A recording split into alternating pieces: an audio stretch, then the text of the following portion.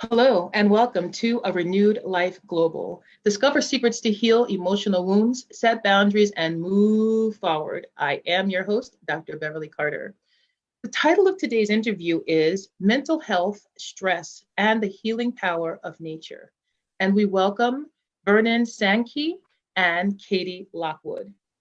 Vernon was born in France, educated in the UK, and graduated in modern languages at Oriel College, Oxford. He went straight from university to industry, where he spent the next 28 years in various countries, culminating as chief executive of a major international corporation headquartered in the UK. He lectures on leadership, motivation, transformation, and personal development at universities, schools, and international conferences. In 1999, he co-founded a coaching and mentoring company where he further developed his knowledge of cognitive psychology to help top business executives, as well as people in all walks of life. He's proficient in clinical hypnotherapy and EQ assessment, and is a passionate student of Eastern and Western philosophy. In 2018, he published The Stairway to Happiness, which reflects many of the learnings gleaned from experience as a business coach and leader. And he published The Way, Finding Peace in Turbulent Times. It takes the stairway to heaven to new levels in this second book, co-authored with Katey Lockwood. Katey was born and educated in the United Kingdom and began her career in media when she worked on the Harry Potter franchise and special effects team. She studied NLP, neuro-linguistic programming, with Richard Bandler and the Kabbalah for an additional 5 years. During the past decade, she analyzed and studied many philosophical and metaphysical principles, including the universal laws and the Hermetica, and is also well-versed in spiritual practices, including meditation. Her knowledge of cognitive psychology, EQ, assessing, clinical hypnotherapy, philosophy, and spirituality has enabled Katey to coach and teach at her highest level. She's participated in workshops and discussions on many levels, including stress management, life skills, personal transformation. Both Vernon and Katey are co-founders of ImproveMyWorld.com. We welcome you both, Katey and Vernon, to the platform. Welcome, welcome, welcome. Thank you, Beverly. Nice to be here. Yeah, very grateful. Thank you. So is it okay if we jump right in? Sure, go ahead. So, I mean, you two have such vast experiences, a vast history, work history. So do you want to share a little bit more about your careers, about who you are, why you're working together, how you've come to work together, what your purpose is, so to speak? Katey, I think you start, Katey. Okay. So I've had quite a well-rounded career so far. Obviously, as you said, I started in media, but my passion has always been in the human condition and really understanding the human journey.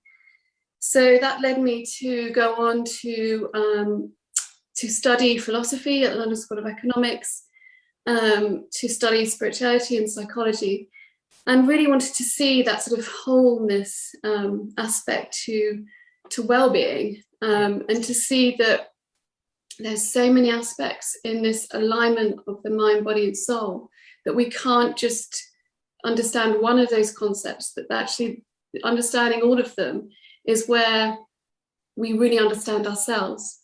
So for me, to understand that this is a journey, we're all experiencing this journey, and we'll go through ups and downs and positives and negatives and challenges, but to really experience ourselves in wholeness of what we are. We experience the world differently. And that's how, working with Vernon, we came up with the book and the idea of the book, which is so prevalent in these times, called The Way, Finding Peace in Turbulent Times. We actually wrote it about a year before and had it published about 3 months only before the pandemic hit. Wow. So it was so timely, and actually rereading it now is almost quite profound in what it's saying, because everything that we're experiencing in the world today is so relative to everything that we've written in the book. And it's really our wish and our gift to be able to help as many people as possible to understand these key concepts. And in understanding it, we live our life differently. We start to experience life much more healthier and much more happier and much more calmful and more peace. Yeah. So yeah, these are aspects that I'm very, very passionate about. Being on my own sort of understanding, I'm a very deep person, so I always want to understand things really deeply, and be able to really help people at a foundation of a sustainable growth and expansion, rather than that sort of quick fix, read a book, put it down, onto the next thing. This is where we are talking about really embracing this lifestyle and this understanding that will help you throughout all of your life experiences. Yeah. Can you talk to us a little bit about the book, The Way? What is it about, and how is it primed to help us move forward in our journeys? Yeah, sure. So The Way, its key concept is based on the psychology and philosophy, but it's really about, once I understood these universal laws, which is there's science with spirituality, so it's not airy-fairy, it's extremely scientific. These are natural laws that actually can't be defined by a human being. These are far bigger than that. When we understand how to utilize them in our everyday life, we start using our innate gift of intuition, our abilities to understand that wisdom. And we work with those laws rather than against it. And actually, when we work against it is when we experience that chaos in our life. When we're aligned with what I would say is it is a metaphysical universal power, we start to flow. We start to experience life differently. We start to feel connected. We start to feel a sense of purpose, a sense of beingness. And unfortunately, what's happened is that we've lost that actually in today's world. We've got so lost in the noisiness of life and so lost in the doing and having to get somewhere that we've lost what it is to truly be present in this moment of experiencing life, and experiencing life with ourselves and with others. So the book was written to give people that powerful understanding that you are much more powerful than you think. You know, when we are experiencing those challenges and we might feel alone, or we might feel that, you know, there's no way out, there is a way out. And we have so much resilience built within us and so much strength that when we are connected to that, what I would say is universal intelligence, we really come forth, we bring forth that power. And when we experience life like that, it's a very different way of being. Wow, that's powerful. Really powerful. Wow. Okay. So that is quite a gift. Really, that's really quite a gift to humanity, just to get a chance to access that information and really connect with those universal truths, and, you know, and relate them to our current worlds. Yeah. So let's talk about mental health a little bit. Vernon, what do you think are the principal reasons for the unprecedented levels of mental health issues and trauma in the world today? Okay, Beverly. And I'll build also on what Katey so wonderfully said. Absolutely. Which is that if you go back a bit, you realize that all our teaching, all our conditioning from a very early age is actually directed in the opposite direction to the one it should be in. So we are taught, and incidentally, obviously, you know, with my schooling and university and then business, and I've been in government bodies, the Food Standards Agency, and I've been a governor of a major school for 15 years. I've seen all of this, right? Yeah. And the conditioning is to make us feel that we're separate.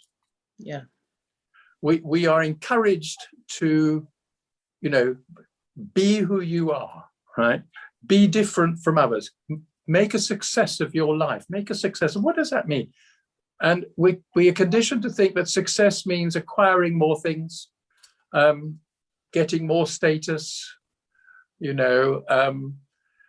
having reputations which are grand, having titles which are grand. That's what we're built to try and believe is what it should be. And all of that is saying, and you're separate from everybody else, right? So we talk about teamwork, but we reward individually. Yes. Which is a fundamental error. Yeah. Because that means that although we're talking teamwork, actually we're talking individuality.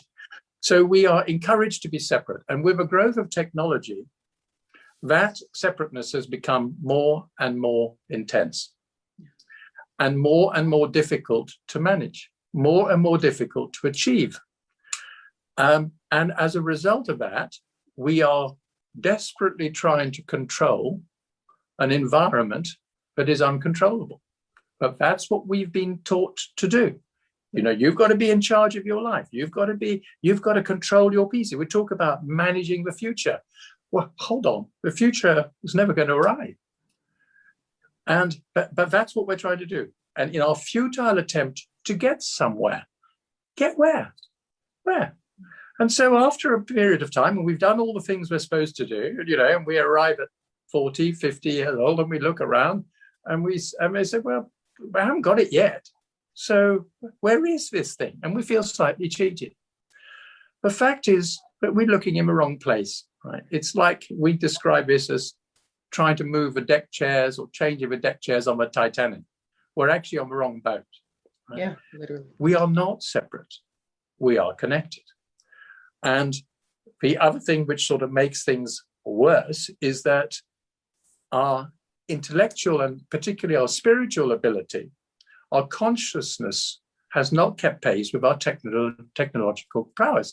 So, Martin Luther King said himself, our scientific power has outgrown our spiritual power. Mm. We have guided missiles and misguided men. Yeah.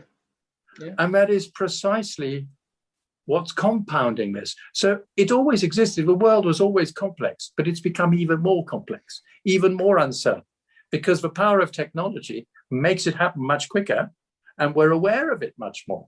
And so people are floundering around. So when a pandemic comes along, there isn't a single person in the world whose plans haven't had to change, right? Causing immense stress. But that is only a small part of it. The fact is that is life today. People are trying to control stuff. I've got to plan this, plan that, book this, book that, right? And then what for? It's going to change tomorrow. You could be run over by a bus tomorrow. The only place you can live in is now. Yes. Now. That's the only place that ever existed. So you can learn from the past, but all our opinions are related to the past because that's what's fed our imagination, right? And the future will also fade. The future doesn't exist. But we are so we're so imbued with the idea that tomorrow is the thing that matters. The future is what matters. When we say something isn't right, we say it's got no future. Right? I'd rather say, has it got any now? Right? It's now. And our timekeeping, we look at the second hand and we think that second hand is what divides the future from the past. So now is the second hand. No, now is the eternal now. Now is right here all the time. We're spending too much time worrying about the past and worrying anxiety about the future in anticipation of being able to control what can't be controlled. So it is hardly surprising that the level of stress is so high. If you don't know what's going to happen tomorrow and you're very, very worried about what's going to happen tomorrow, well, of course you're going to go bananas, right? So, and we become very rigid. We're very rigid in our thinking. We take ourselves far too seriously. So, this is what I'm going to do. This is what's going to happen. And no way. And you just look at the pronouncements of politicians. They make pronouncements as if they knew what was going to happen. They haven't any more clue than anybody else, right? But they're giving a sort of sense of certainty when there is none. It's much better to say, we don't know, and here are the variables, and here's what might happen, and here's what we could do about it, and actually build up the trust, build up the resilience, build up the consciousness, build up the confidence of individuals, trust the individuals. And then when you actually encourage people to know better who they are, and that is a discussion for, a long discussion, because we often ask people and we say, who are you, right? And we haven't had a correct answer yet. Yeah. Oh my goodness. There's a lot in that. So, but Yeah, that's really. that's what we're trying to get across. So our book will enable and enables people to start to see the world in a totally different way. It's not about gimmicks and short-term tricks. And yes, there's meditation, but meditation is part of a holistic approach. Right. Meditation in itself is sort of got a bad name because people think, oh, I've got to sit for hours in a cross-legged position, or on a bed of nails or something. And it's not like that at all. Mm-hmm. But as part of a holistic view of how to live life, it's very important.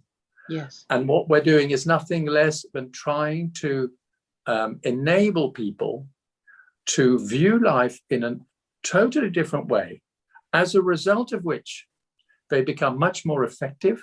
Yeah. They take wiser decisions from a place of peace and calm, rather than knee-jerk, angry, separate decisions. We're not separate. We are united. Yes. And maybe the metaphor I could give is, if you just imagine a light bulb, a big light bulb, and you put over it a globe with a whole lot of pinpricks. That light is eternal light. It's universal intelligence, which is reflected in all these pinpricks. And we are those pinpricks, right? Yeah. So we are a reflection of a universal intelligence. But we have been taught to think that I'm this pinprick, which is completely separate from the other pinpricks and from the light, which it's not. Right. I'm in a different part of this globe, and the color's different. The tone is different. The beliefs are different. So, whoa, no way. They're all part of the same. So our education says you're a pinprick. But what we're saying is, no, you're not. You're part of something much, much bigger. Absolutely. And we're all connected. What one person does reflects on everybody else. Yes, we are all one. Oh, my goodness. We are all one. This is oneness. And oneness is very important, because people don't really understand what that is. Oneness is non-dual, but they have to understand, what does duality mean? Yeah. And until you understand what duality means, you're going to flounder with your stress levels. Yes. Wow. So there we are. Sorry about that. Probably a bit long, really. Are you kidding? No, that was awesome. And I am so grateful that you took us there. I love that you touched on authenticity. The fact that we are almost commanded to be authentic until we are, And, well, you can't do it. You see, it's like spontaneity. We say to children, be spontaneous. So hello, that's a contradiction in terms, right? Or go to sleep. We say go to sleep as if you could, that doesn't happen like that. And spontaneity is important, but it can't be contrived. Yeah. And if you try and contrive it, it's not spontaneous anymore. Yeah. But you're right, spontaneity, which is what Katey was talking about, going with, flowing with water, be like water. So many of the sages of the past, particularly Lao Tzu, for example, and in Taoism, you're talking a lot about water. Be like water. Water's very gentle. Water's life-giving. Water's wonderful. But if water needs to be, water can break anything. Absolutely. Very, very powerful. And water always flows down to its source, which is the ocean. Yes, ultimately. And you are the ocean. You're not the waves. Show me a wave that's separate from the ocean, and I'll show you a person that's separate from a universe. Wow.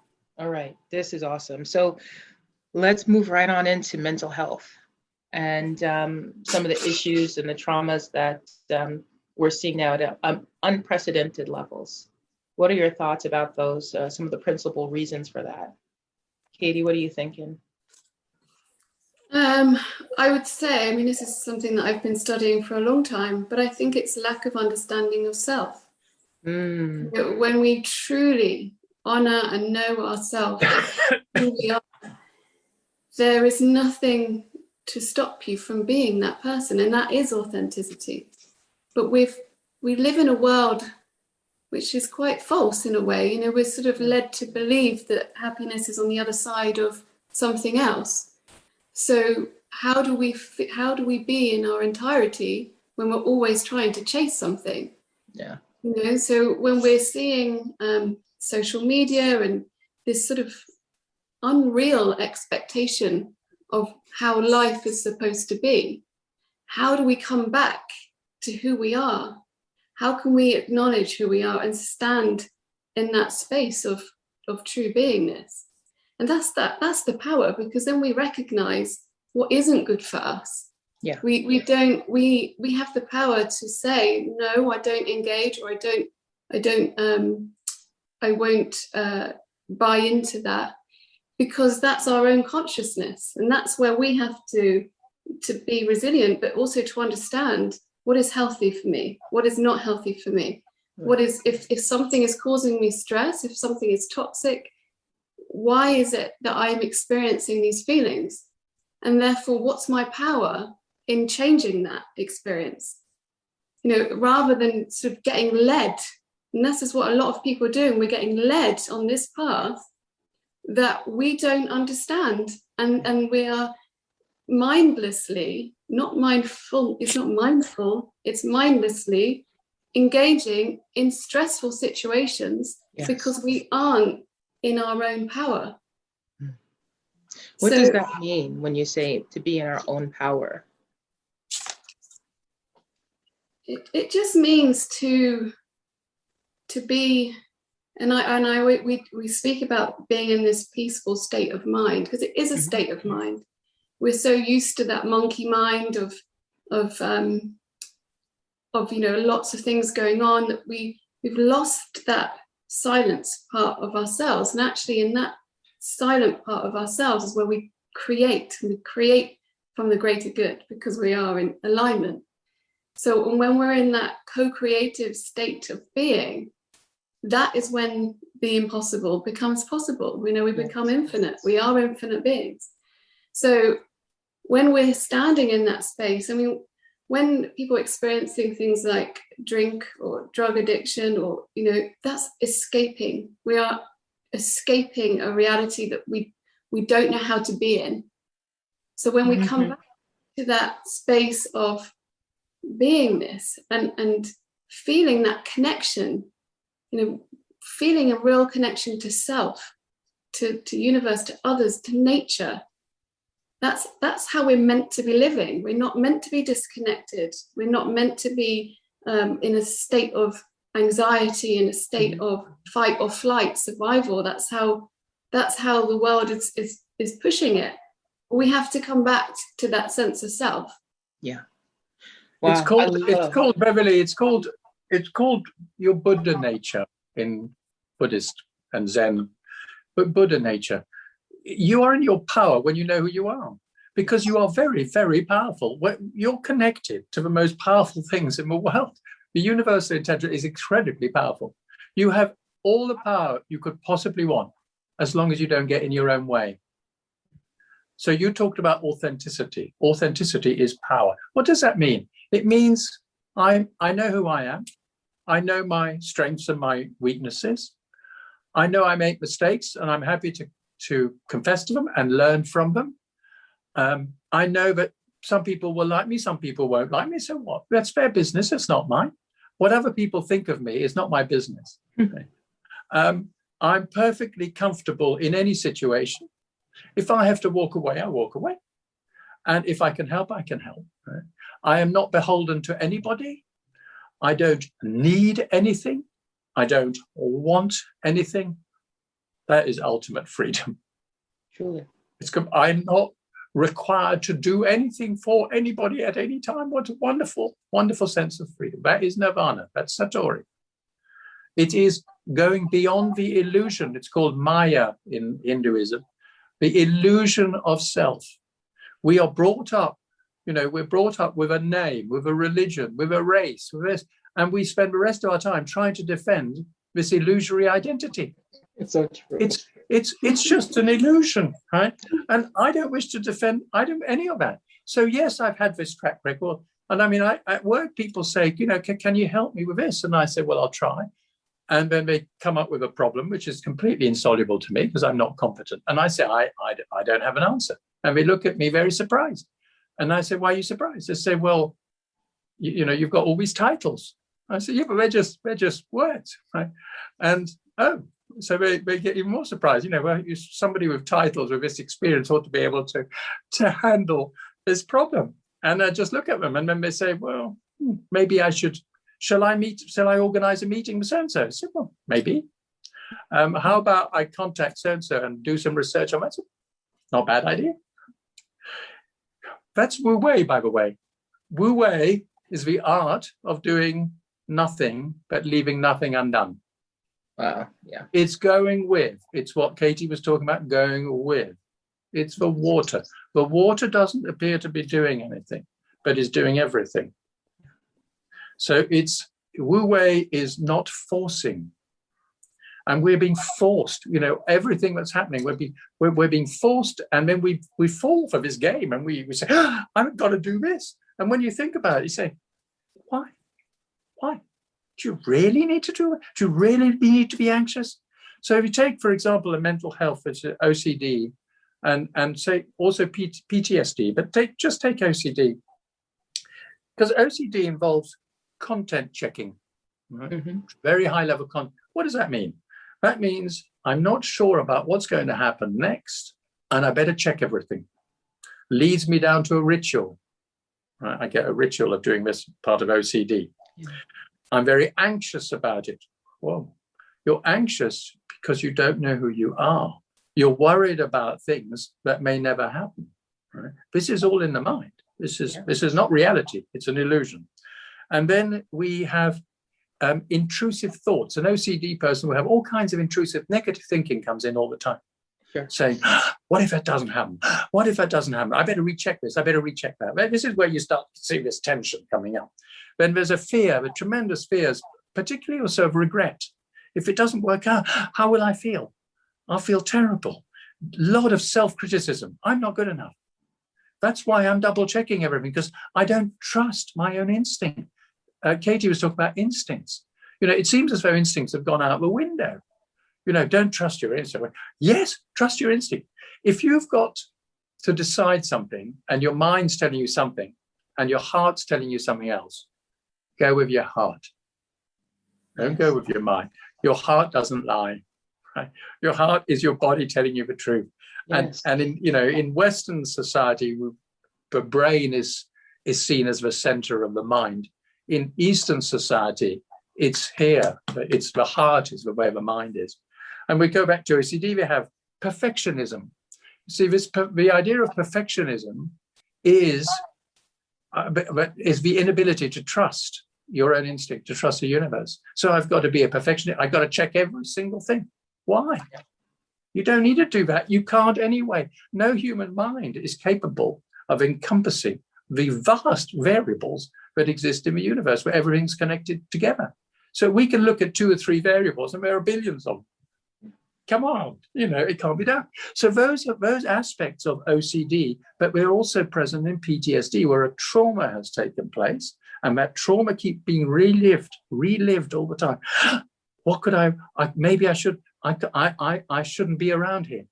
I feel terribly, terribly guilty, right?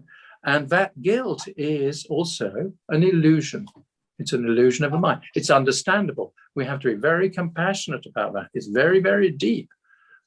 But it's actually not real. Isn't that interesting? Yeah. Wow. So I think what the question then is, who are you? Why are you here? What's the end game? What's the end game? And what's the end game for the world, incidentally? So we've got this universe. What's the end game? Right. So those are the steps. Well, these are very important questions, because until you have answered those, you will be in a state of anxiety, because you're going to be trying to control what's not controllable. And that's why we've got this high level of stress. You know, you have to remember, but when we're born, we're pushed off a cliff. Basically. Right? Sure. And basically we're in free fall, right? And that's how it is, because it's going to fall apart in the end, right? We're pushed off a cliff. I mean, as we're going down, we see this these people next to us, and we think, oh, that's great. We'll grab hold of them, not realizing actually they're going down at the same pace. Or we find this lovely house. If I can get this lovely house that's coming down at the same pace, yeah, I'll grab onto that. Maybe that'll make it all right. Yeah. Well, of course, that's another illusion, isn't it? It's only when you realize that that's how it is. Right? That's how it is. That is the beauty of life. That is the adventure of life. Don't worry about it anymore. Go with it. And then you see the world in a totally different way. Wow. Yeah. That's powerful. My goodness. Well, I don't know, Beverly, whether this is of any help. I hope it's not too woo-woo. It's not too... No, I think it's perfect, to be honest with you. I mean, I think it's perfect. And I think it's something that certainly needs to be discussed. I mean, that's what we teach. We get people to the point where they understand rationally what this is about. But actually, this is not an intellectual exercise. It's an emotional one. Yeah. So we can get to the intellectual side because most people have been brought up to be very logical. But this is not about logic.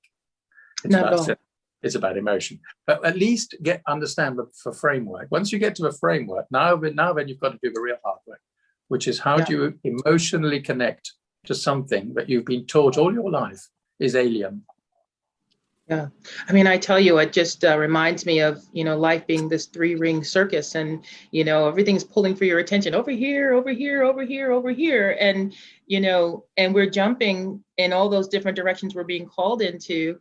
And I think this is, as, you've said, and as Katey shared, it's so easy to get pulled away from the truth of who we are because, we're certainly moving in the our monkey minds are doing the work is what I'm trying to say. Right? Well, and there are a lot of influences who are encouraging this type of thinking, because when you don't know where you're going, it's a wonderful opportunity for somebody to then take control of your life and say, well, you should be doing this and you should be doing that. And before you know it, you're doing crazy things, thinking they're okay.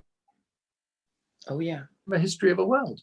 Some of the most dreadful acts, including in the USA, have come from people believing things which they've been taught to believe, which are utter nonsense.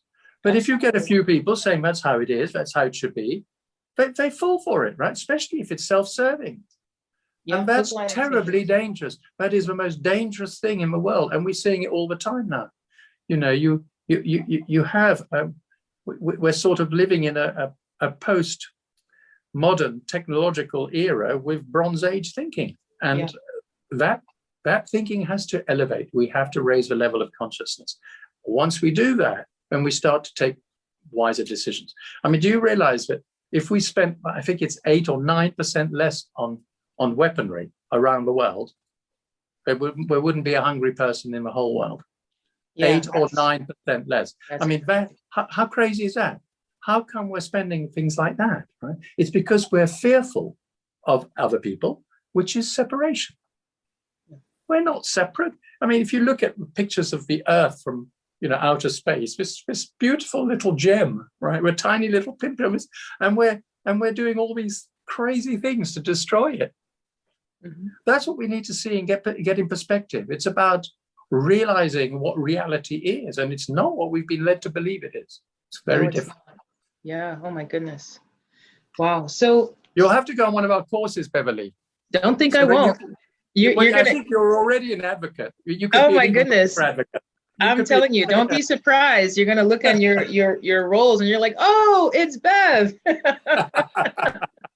Absolutely. So in what ways is the work that you're both doing contributing to solving some of these issues? Well, we're doing some courses and programs at the moment. I think what we're really passionate about is making this as accessible as possible. Yeah. So, we talk about mental health, but it's so diverse in what it's offering at the moment. And it's really tricky to know where to go, or so many different courses being there's so many different courses being offered that it's very difficult to find what's right for you, as you were saying to your audience. But what we'd like to say is this comes from an authentic place. This really does. This is really about healing at the deepest level of self. We can't move on to the next thing until we've really healed ourselves from past experiences. So therefore, we're not taking those limited beliefs about ourselves or others into the future. Right. We know that we can do this now, but we have to take action to do that now. Yeah. So this is what we were saying about, we're with Vernon and his capability of bringing it into the corporate world, is that, we really believe that this is for everybody, and it's not, and it's really essential that accountability is taken on board from corporates as well as personal development. Yes. And this is where this is prevalent, is that we can only just turn on the news and we can see what's happening. Oh my goodness.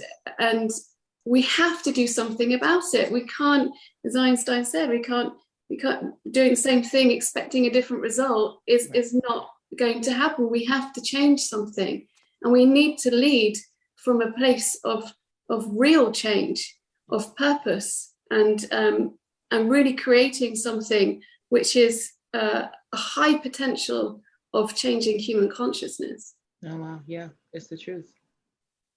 It's the truth, yeah. In some ways, some of it is quite simple, and that's about caring. It's about caring. It's caring for others. But when you care for others, and you can care by being kind, by being compassionate, by being forgiving. These are all, they're all formless items, right?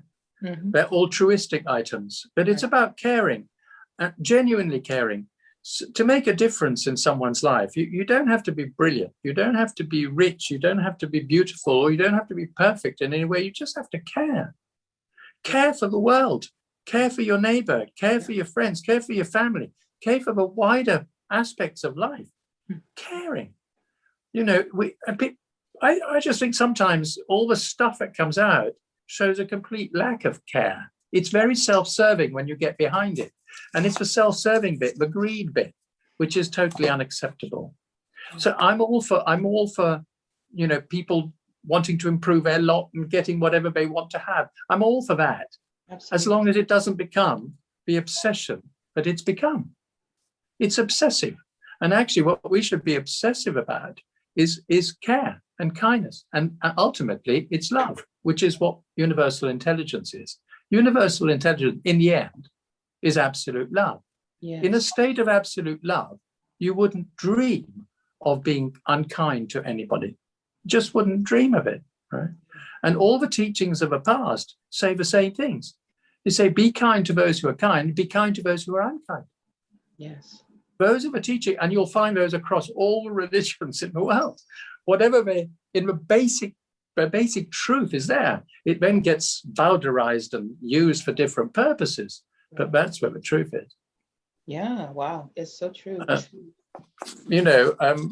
So I mean, we talk about the power of nature, partly because in that video which we've provided for you, one of the best ways of actually handling stress is just having a nice walk in the woods, just listening to beautiful sounds. You see, nature's abundant, and we are part of nature. We are like the leaves on the tree, except we don't think we are. Nature's abundant. There are many, many more acorns that are produced than are needed to make an oak tree. Right? Thousands of them. Right? And if you look at all of nature, the seeds and everything, there are thousands of them. Right? Many more. We are living in an abundant world, but we are thinking scarcity. We think scarcity. We're worried about what we're going to lose or what we might lose, rather than actually what there is to gain. That's what we've been conditioned to think. You got to get this, which means you haven't got it. Sure. It's already there. Sure. So Einstein, Katey mentioned Einstein. I mean, he was just a wonderful man, because here's a left-brained scientist, very logical, very, very logical. And he understood what we're talking about completely. Absolutely. Yeah. So what he said, I'll just go to quote you. It's in our book, actually, but I mean, he says, but the scientist's spiritual feeling takes the form of a rapturous amazement at the harmony of natural law, right? Which reveals an intelligence of such superiority that compared to it, all the systematic thinking and acting of a human mind is an utterly irrelevant reflection. This is from Einstein, right? This spiritual feeling is the guiding force behind his work and his life, insofar as he succeeds in freeing himself from the shackles of selfish desire. Yeah. It is without question akin to that which possessed the religious sages of all time. Wow. Now, here's a left brain, mathematical genius scientist who incidentally used to get quite upset when people talked about his mathematical genius, because he said, all my discoveries have come from my spiritual understanding. Having reached the ultimate in mathematics to try and explain the world, he said, I realize that I'm only scratching at the surface of this fantastic thing, which is universal intelligence. Call it what you want. Yeah, love it. And that's where the connection is to the natural world. So mental health, stress, we've explained a little bit about that. The power of nature is more than just the natural world. It's nature in its widest sense. Absolutely. So what practical advice would you offer us in this moment based on what's happening for us in the world? Well, I mean, we've offered some in the video. You have. And so maybe I'll pass it over to Katey. Sure. Obviously, I'm a big advocate of meditation. Yeah. I really think this is a time where we really come back to ourselves. Mm-hmm. There is a lot of chaos, obviously, happening in these turbulent times, and it's very difficult not to get lost in that chaos. But the more that we do meditation, the more we know ourselves, and that knowing really helps us to move forward in all aspects of our lives. Yeah. So meditation, obviously we're talking about just getting out in nature and experiencing nature, because I don't know if when I've gone for walks before, I see some people are so in their head, they're sort of looking down, they're in there, you can almost feel that energy of, I've got to do this, I've got, and on my phone, it's chaos, and they're not even taking in this experience of now. And really just listening to the birds, or smiling at people. And I mean, I've had the most amazing conversations with people just in those moments of just feeling present, and that connection with others is something really powerful in that. Yeah. But when we're so lost in our own mind, we're not even taking in anything that's going on around us. Yeah. So those moments of just really reflecting on that, we always say about keeping a journal, because when you start to see how you are expanding and growing as an individual, you'll start to realize how certain events, you would have changed your mindset around, and therefore you're changing your responses. So rather than being reactive to certain events that may have triggered you in the past due to past experiences or conditioning, that's what we're reacting based on. When we change that, a shift happens. And when we're able to shift, that's where the power is, because we no longer respond in the same reactive way that we were responding before. And we respond differently, and the result is much more positive. Definitely. Yeah, no, that's awesome. I mean, the advice we give, one is just learn to stop. Yeah. Just stop, right? Breathe. Just hold everything. Breathe in and out. Use your diaphragm to do that. Not difficult to do, but don't breathe in the normal way, the way we've been taught. Breathe using the diaphragm, which is by far the better way. And then you clear the bad air out properly. And then you'll find yourself in stillness. Yes. We're so busy rushing around, and we're frightened of being alone with ourselves. If somebody says, sit on your own, so we're immediately on their phone or find something to do. So no, just reflect, learn to be in your stillness. That's where your power is. So meditation is a way of finding your stillness. We've got in our workbook, which we're going to be publishing shortly, that there are a lot of practices and exercises as part of a systematic program to try and get people to go from where they are to changing the way they live, and to eventually arrive at this concept called nirvana. So nirvana, people say, oh my goodness, this is a Buddhist term, heaven knows. Nirvana just means breathing out. Yes.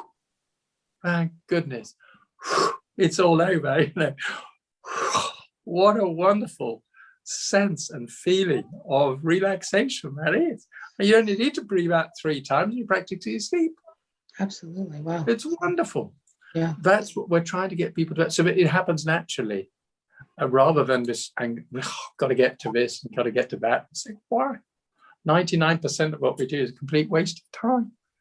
That's the truth. Well, I thank you for sharing action steps, practical things that we can do to help alleviate the burdens of trauma. There are a lot of practical steps, Yeah. Beverly, there are a lot of practical things, and most of them are either in the book or in the course. Yeah. Because there are a lot of practical things, starting from the simplest to a little bit more complex. But actually, there's nothing complicated about it. The problem is we've lost sight of this. So we've got all these clouds covering the light, and all we're trying to do is get this out of the way, get this out of the way, get this out of the way. And then all of a sudden, it was here all the time. The whole time. Let's talk briefly about boundaries and boundary setting, and your thoughts on that. How we learn to set those boundaries after experiencing a trauma or something complicated for us in order to heal. What would you say? What are your thoughts on that? Well, this is interesting. There seems to be a sort of thing about boundaries. What boundaries? Why do you need any boundaries? I don't have any boundaries.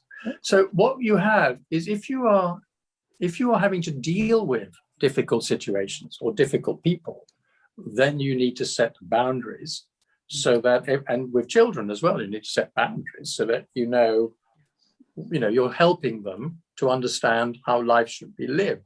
This is a boundary for you. Mm-hmm. But I find it very hard, but maybe Katey's better at this than me, but I find it very hard to see what boundary. I mean, if the decisions I take, the thinking I'm doing is based on goodness, why would I need a boundary?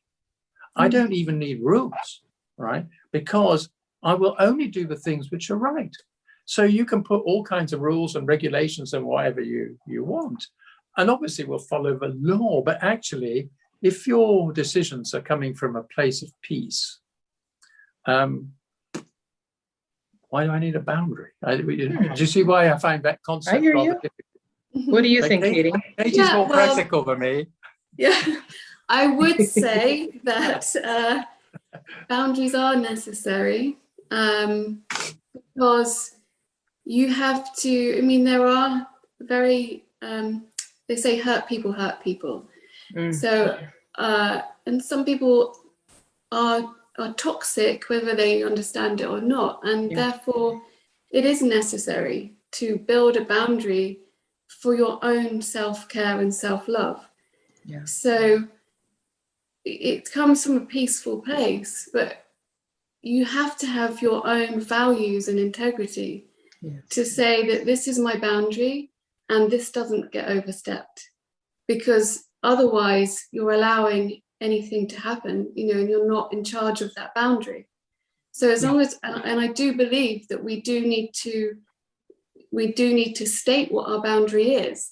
So therefore people are aware of, okay, that's not acceptable to treat that person in that way, because that's not what her value system is.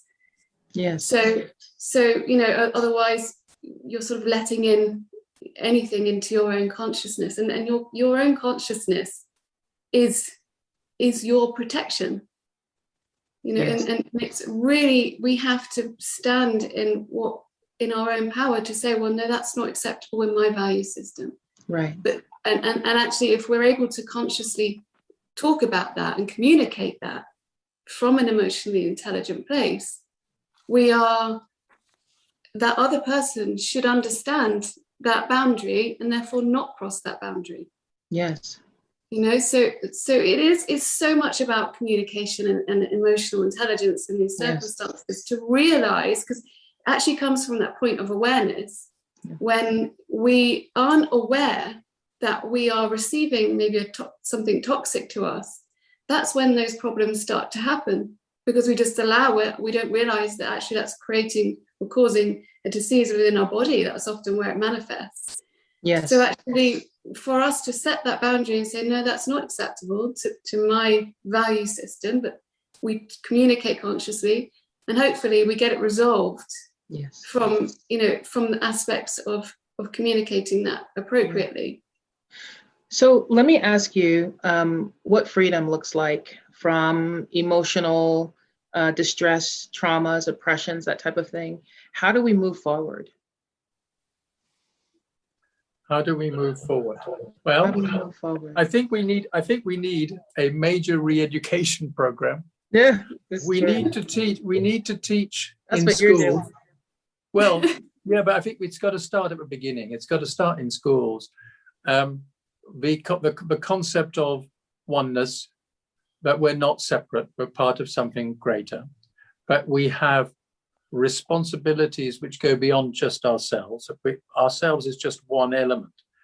That the world we create, or everything that's happening in the world today, is a reflection of what we've created. It's a reflection of our own mind, right? Everything that we see is a reflection of our mind. So unless we shift our mind, we're going to continue perpetuating what we've got. So if we've got polluted oceans, it's because we're happy to throw away stuff because it's cheap and disposable, right? You can't blame anybody else. You can blame anybody you want, but it's actually a reflection of our own desire for more. So if we've got the skies are full of, if we've got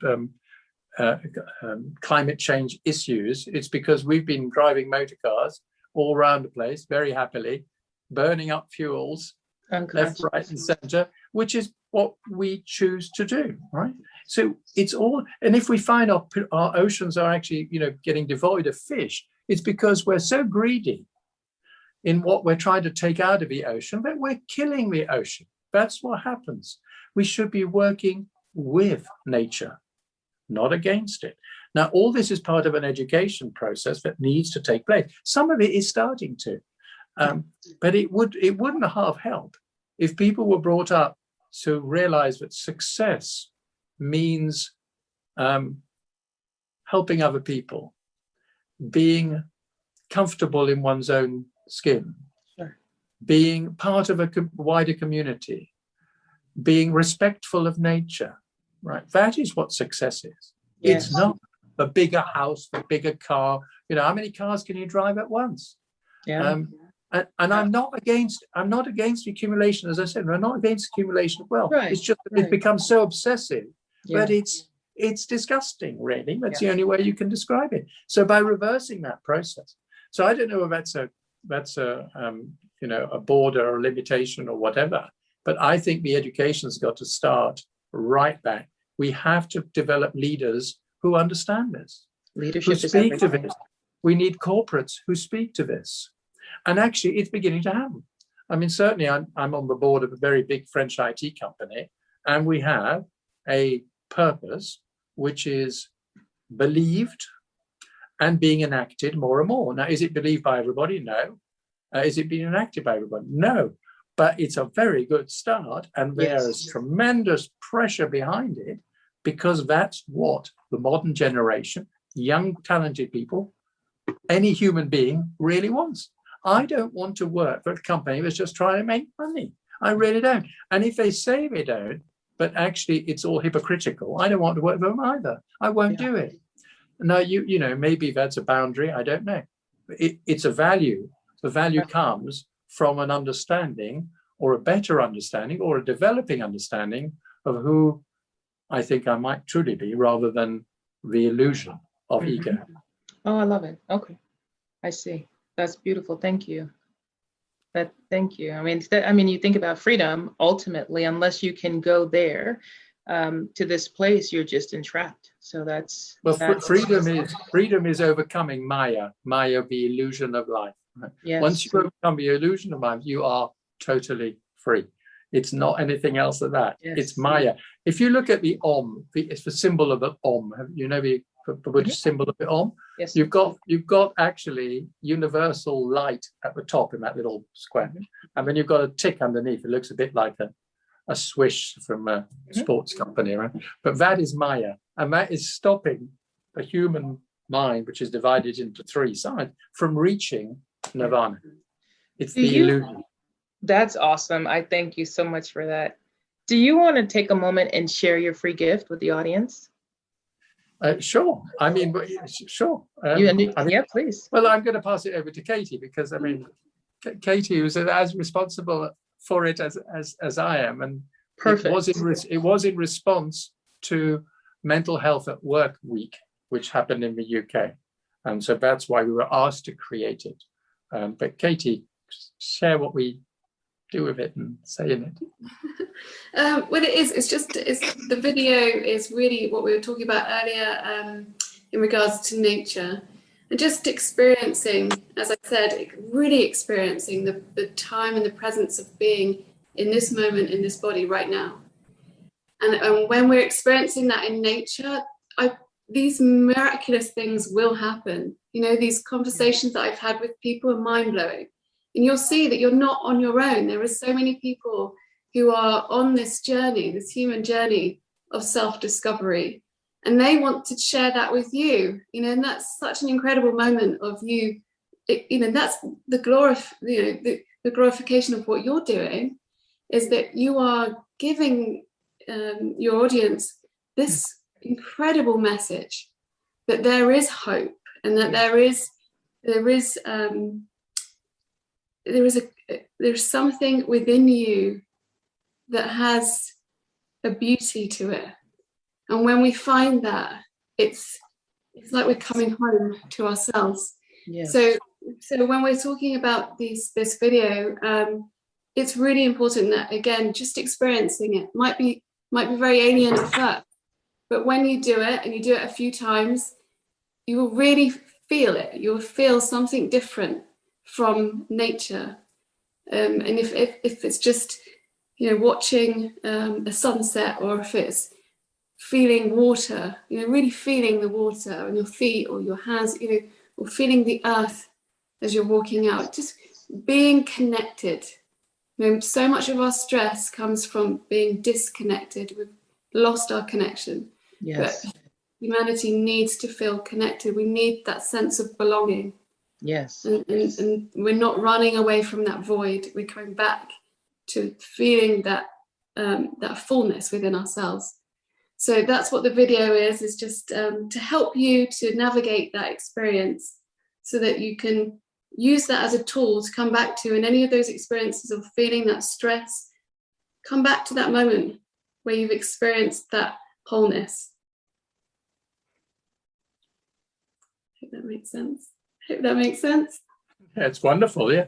And Beverly, I mean, we're delighted that you're doing this, because this is part of a change that we want to see happen.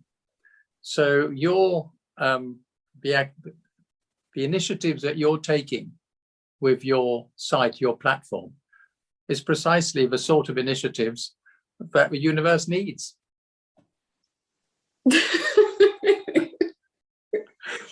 She's gone.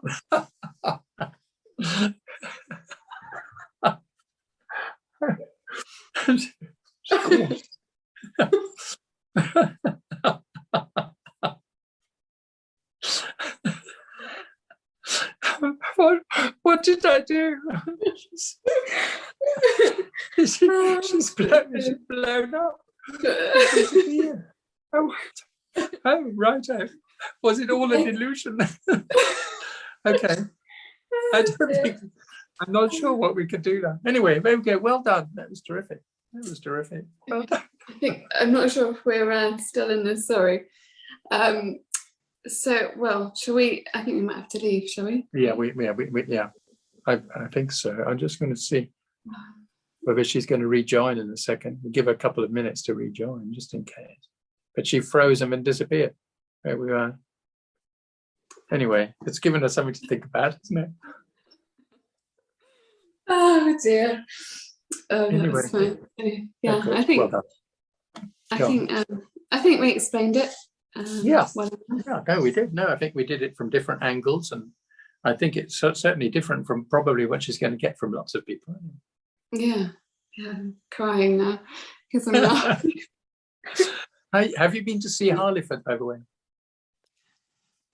think we're still on record, so We might be. I will sign off now. Let's leave it, yeah, and then we'll come back. You're right.